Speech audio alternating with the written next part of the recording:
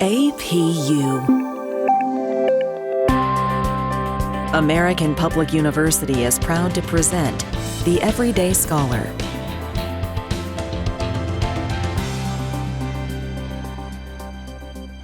Hello, my name is Dr. Bjorn Mercer, and today we're talking to James Linvey about AI in education, the arts, and the future of work, Part 2. And so welcome back, James.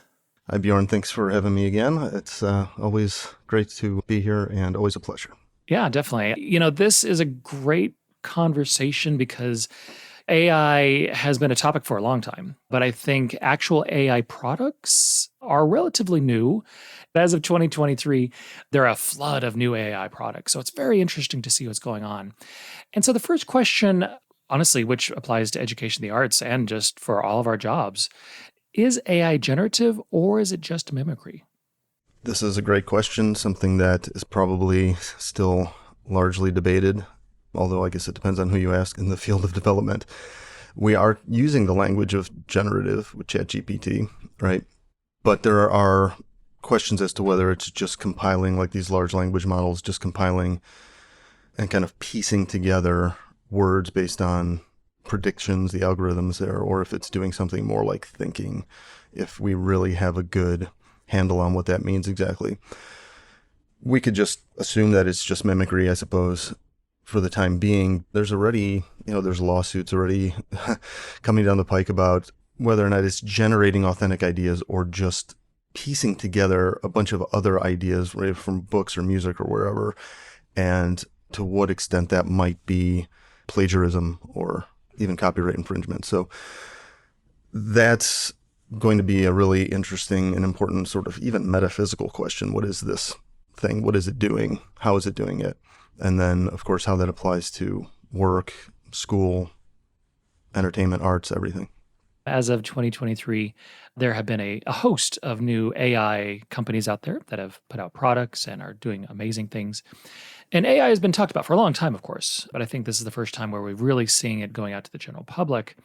And it's interesting to think of, is it generative or mimicry? And I think when I see a lot of the AI art that is created, it's easier to see how AI is mimicking what came before it. Obviously there's millions and millions and millions of images that these AI programs are using to then spit out new versions of art. You ask them to do something and then it spits out something, but you can see how they're all a little connected. You can see where the influence comes from. You can even see potentially models that they're using to then put into the art. So they're not real people, but they were at some point. They took that image from somewhere. And so some people are seeing themselves in AI art. And I'm not talking about like do an art with some celebrity in there, just like do art with somebody in there. And that person did exist somewhere.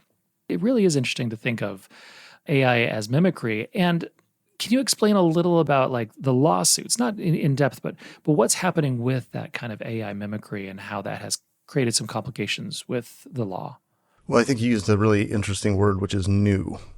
And what does that mean? I'm seeing so many things, and people are so entertained by so many of these little uses of AI right now. And I've been seeing a lot of things where they'll take somebody's voice. The first thing I can think of is they took the singer from Metallica and overdubbed the sound of his voice singing words to another song. And you would never know. His voice was, it's just natural. He was born with that voice, and that's not something that the program made up. It's not a unique creation in that term, in that sense. There's other ones too where somebody will superimpose a face. I've been seeing a lot of this with, Arnold Schwarzenegger's face superimposed on somebody's body, and then his voice is also superimposed on there, and people seem to get a big kick out of that. At what point is that copyright issue, right? I don't know how Arnold Schwarzenegger feels about that.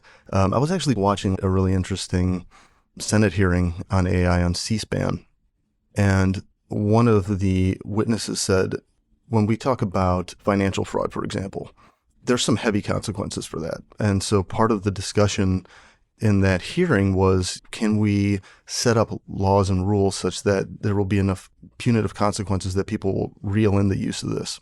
And the point he made was really interesting, which was, if financial fraud, if we take that so seriously, why not take this other kind of fraudulent behavior as well? and impose similar sanctions perhaps, and then maybe that would sort of direct the way that people are using this.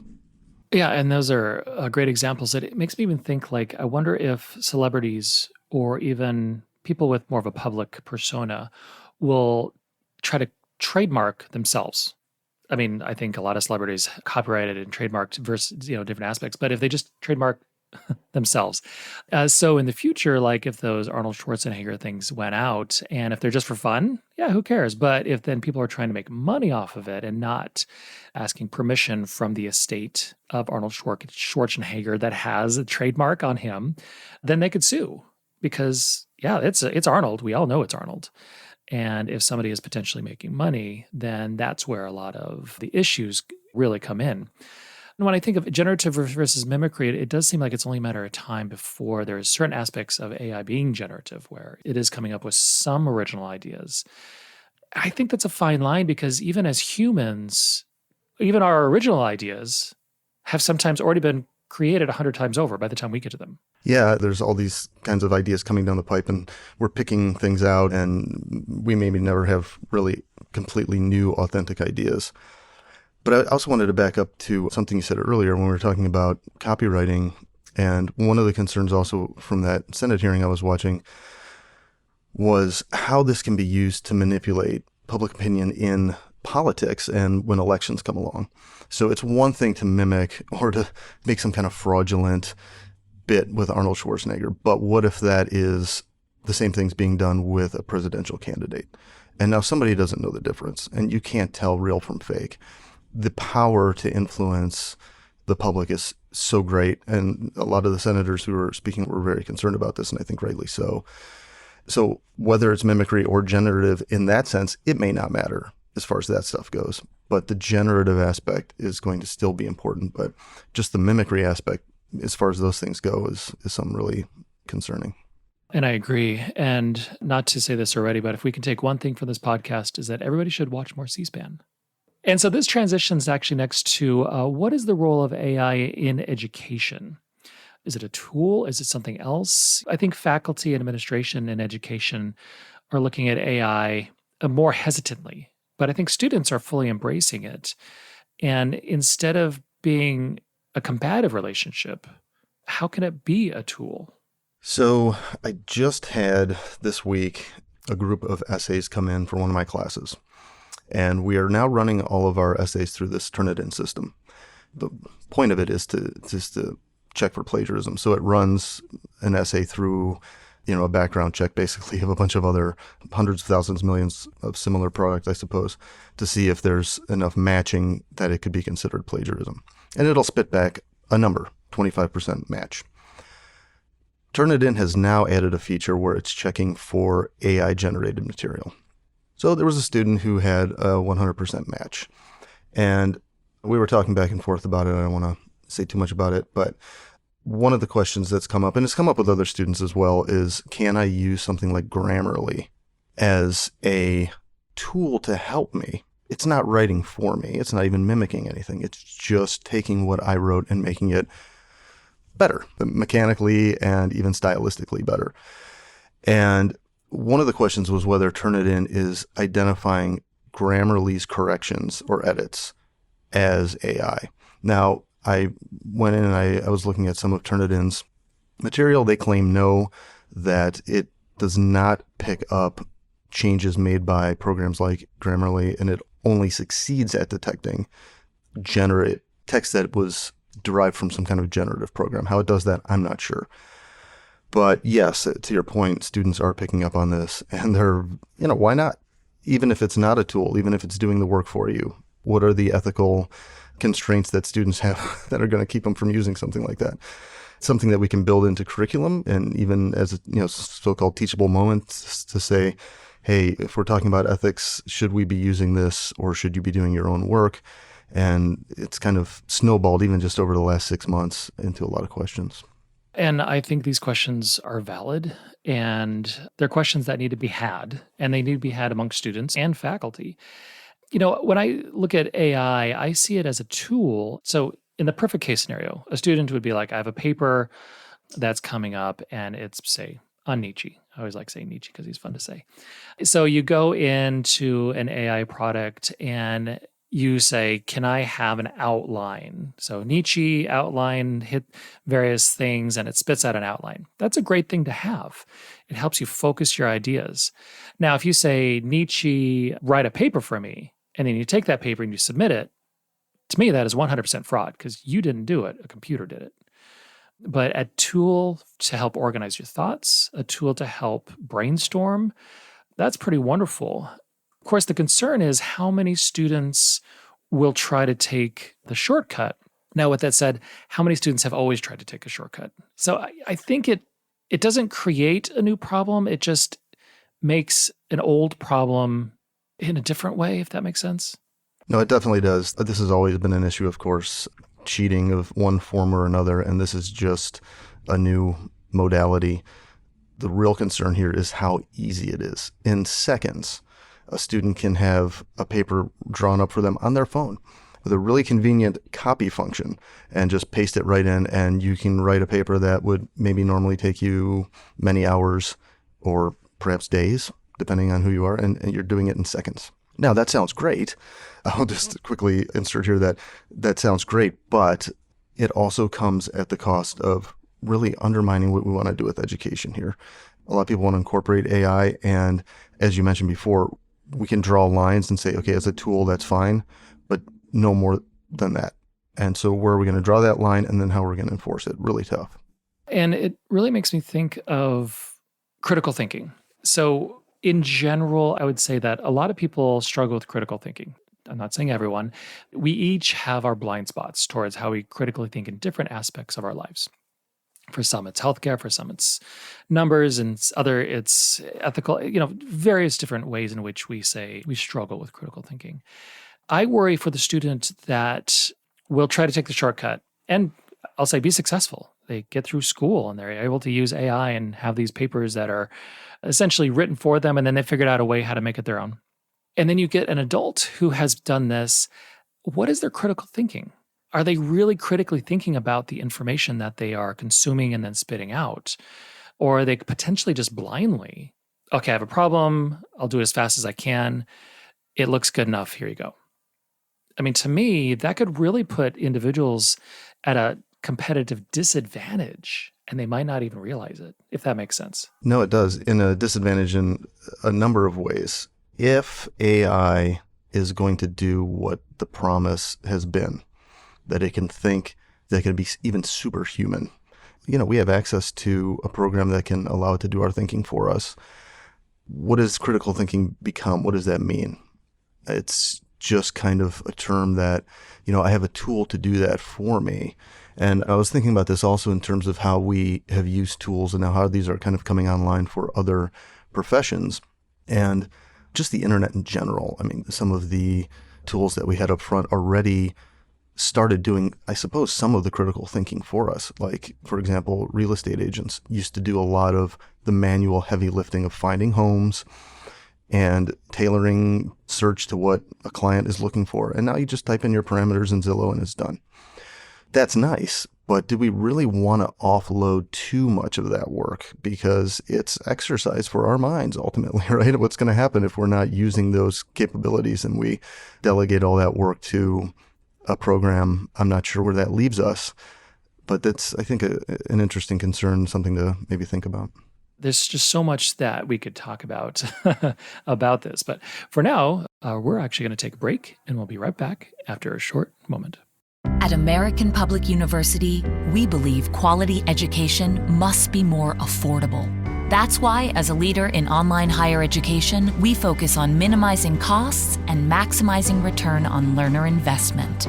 And we believe higher education must be more accessible. So our online programs start every month. American Public University, within reach, without limits.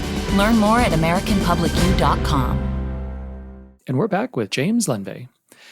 And James, great conversation. And so this leads us to our last question. Are fears well-founded that AI may replace workers?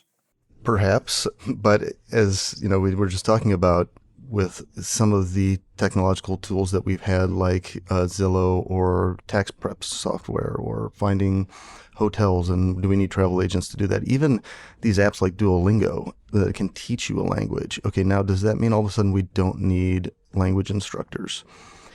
Maybe, maybe not. I don't know how many people statistically have been put out of work by that. But as we were talking about that, it kind of dawned on me too that one thing that this kind of technology doesn't seem like it's going to be able to replace is critical thinking with regard to our values. So it can say, if I give you a set of parameters based on what I want, then spit out the perfect house for me. But it's not going to help with sort of the personal decision making, the sort of critical thinking that we have to use to say, this is where I want to go in my life, and these are my values, and this is how I'm going to try to get there. Maybe a program could really help with that kind of thing.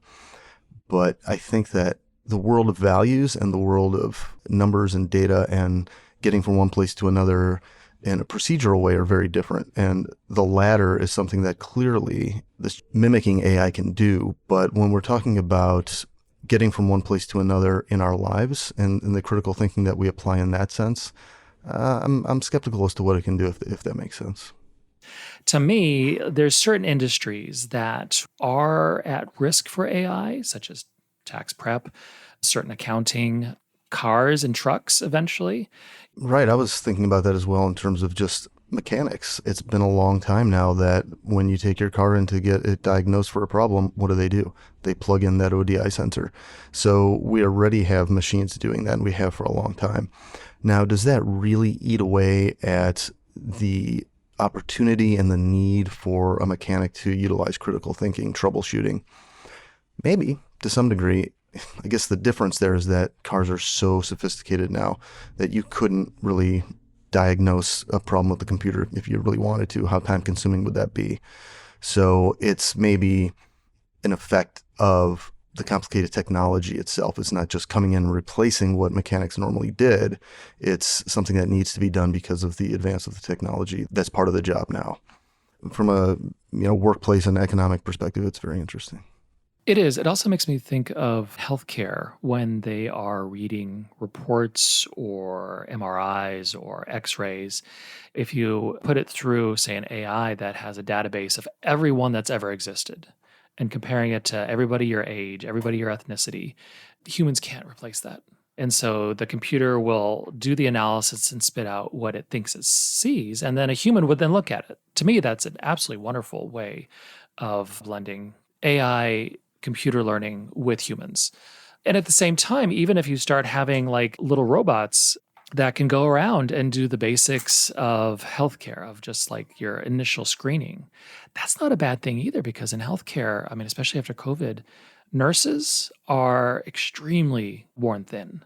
And so I don't see a lot of jobs as being dangerous, but as being hopefully complementary. Yeah, it was an interesting point you made that with AI that can go through a huge database and say, compare your X-ray with others to say, okay, here's the diagnosis. It's funny because that's really what humans are trained to do. You go to medical school and you pump your brain full of these images and all these things that you're going to eventually use to go back, pull out of your memory, or synthesize somehow and make determinations when you're doing the job. And now AI is doing that, but how much more information can some database hold than the average human mind? And it's a whole lot more. So if it's doing the same thing, but with that much more robust database, it seems like, yeah, obviously it's going to do a better job. I've been watching some documentaries about AI and warfare, where the one thing that currently I think is a rule where the trigger is still pulled by human, but eventually the trigger will be pulled by AI. And with healthcare or different things like that, AI will collect the data, make the recommendations, and probably most of the times it'll be correct, but the human still has to confirm it. Something you said really struck me about using diagnoses here, and for whatever reason, it just popped into my head from watching the old Star Trek. They had those tricorders, and so Dr. McCoy would just wave this thing in front of your body and tell you exactly what your problem was, and here's the medication to take, and it was just like a miraculous thing, and that was sort of like a precursor, at least in terms of the ideology of how that would work. But then I started thinking, well, if that gives you a really good expert opinion, And sometimes people are going to go, well, I still want a human's opinion on this, even though I get it. Okay, because people second guess authorities all the time. Well, people second guess AI as an authority and say, well, I'd really like to get some human eyes on this, or can I get a second AI opinion? I don't know if that kind of thing would happen, but there's also going to always be that trust level in terms of how these things are applied. That'll be interesting to see how that plays out as well. I could imagine a time where you do get a second AI opinion, because as you want a second doctor's opinion, there will be large databases that probably don't share with each other, honestly, when you come to just thinking of medicine. When we were talking about Turnitin in education, Turnitin is a company that they don't share with other companies. So Turnitin and Grammarly are different. And so those two databases don't talk to each other. So you can get different opinions versus what's available on the web. It's interesting. There's so much that could happen, and there's just so many companies that are all fighting for it, which I think is a good thing. I'm an ardent capitalist. There should be competition. Now, I'm also a realist in the sense that there should be healthy, logical regulation that hopefully protects people and puts people before profit. But, well, that doesn't always happen. No, it does not. Sometimes also people have really good intentions. And when you're dealing with something like this, these technologies that you can't predict, it's very possible that somebody will say, look, I want to change the world for the better. As an example, perhaps Elon Musk wants to start up this truth GPT thing. It's going to give us all and only the truth about the world, right? So, okay, I'm sure he has, some good intentions there. What that's going to look like or unleash, who knows?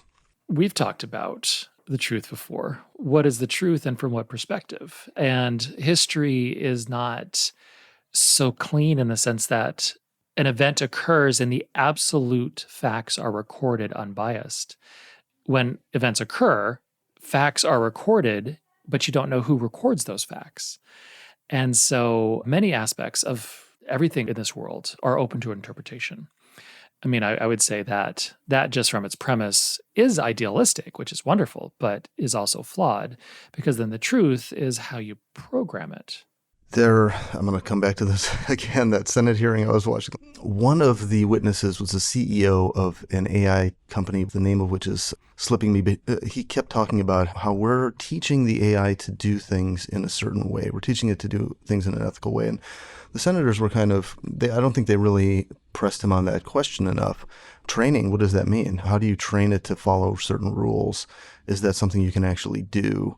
And it seems, sure, I don't know any better. Maybe that is possible, but it seems like a very difficult and not really in line with the idea of just pulling together large pieces of information and putting them together in a sort of puzzle. How do you get it to think that way and say, okay, I have these ethical parameters. Can we teach it to not spit out obvious falsehoods? Is it really going to be able to do that? It could probably say, look, I've generated a true answer, what I believe to be a true answer based on a database, so I'm only going to give you this one. And if another one comes across, we're going to filter that one out. So I'm sure the technology could do that eventually. But again, how it's programmed, how it's used is really going to be what determines that, I think. Well, yeah, and not wanting to spit out falsehoods is a great idea, but then it also makes me think, like, I'm just thinking of political hot topics of the day. If somebody said something about communism, and a lot of what's happened, or a lot of perspective today about communism and mid-19th century Marxism is perspective. Unless you go back to the original text and only read what they wrote versus what happened in the next corresponding 150 years after that, or your own political leanings. What is true? What is false? That brings up a great point, because even if the AI-generated content was being broadcast, it still depends on the audience's understanding. So if somebody doesn't know what communism is and they hear it, they're going to filter that out however they want. They're going to put their own spin on it. Whether it's a human generated that truth or a machine, there's still going to be that other end where people, and maybe this gets us back to critical thinking, where people are still going to have to understand what they're hearing, whether it's true or not. It really makes me think about critical thinking. It all comes back to critical thinking, and not just about when we're talking about, is AI generative or mimicry? How is it used in education, with workers? There's just so many things that go along with it, where AI might give you an answer and then you're like, well, what's the context? What are the primary sources that it took from? Is it taking from primary sources that are, say, from the Middle Ages? And are those primary sources only European, or is it truly scanning in Middle Eastern primary sources? Is it scanning in Chinese primary sources? You have the potentiality, unintentional, of having a Eurocentric perspective. And again, there's nothing wrong with that. But if you also think that it's the truth, where are the primary sources? And that's a great point too, because if people start to see this generative technology as an absolute authority, then there's not going to be any questioning of it. That could be a problem as well. I think that's why a lot of people are worried about, well, if you see a faked image of Donald Trump saying something, you're going to believe that he actually said that. Okay, that's one thing. But if you just happen to Google something and you find some AI-generated content and you don't know that it's AI-generated, you're going to take it as authoritative, no matter where it came from. And even if you knew that it was generated by AI, you could say, well, I know that AI pulls from this huge database and library of stuff and it filters it out in such a way. So I have a good reason to believe what it's telling me. We really are in the same place that we are now with how we deal with and how we think of expertise and how we either accept that or reject it. And my last example, then we'll need to wrap it up, makes me think of, say you're writing a paper about Indian history, and it's called the Indian Rebellion of 1857. But in India, that's typically called the First War of Independence. Now, from the British perspective, they called it the Indian Rebellion of 1857 because the Indians rebelled against us. Well, and if you look at that, that's colonialism to a T, because the Indians in India were trying to throw off the yoke of the English. And even in Wikipedia, in the English version of Wikipedia, English language, which is mainly American, I would say, why is it labeled as Indian Rebellion of 1857 when it should be the First War of Independence, maybe / Indian War of Indian Rebellion of 1857? So it's perspective, even just right here. We're going to get that even now. I mean, it was January 6th. Was that a riot? Was that a protest? Was it an uprising? How that's worded, that's very important to how people perceive it. And how is AI going to choose which words to use? Which to me comes down to who's programming the AI and then which AI product are you using. So, well, a fabulous conversation. James, any final words? Well, for me, again, this is affecting all of our lives professionally in terms of how this is affecting education. This is going to be an ongoing issue, and hopefully we can find a way to integrate AI, as everybody's saying, it's not going anywhere, in a productive and positive way for students, and mitigate any instances or patterns of using AI inappropriately. So it's going to be a concerted effort, I suppose it will have to be on everybody's part to make sure that we are getting the most out of these technologies and using them ethically. Excellent final words. And today we're talking to James Lenve about AI in education, the arts, and the future of work. Of course, my name is Dr. Bureau Mercer, and thanks for listening. For more information about our university, visit us at studyatapu.com. APU, American Public University.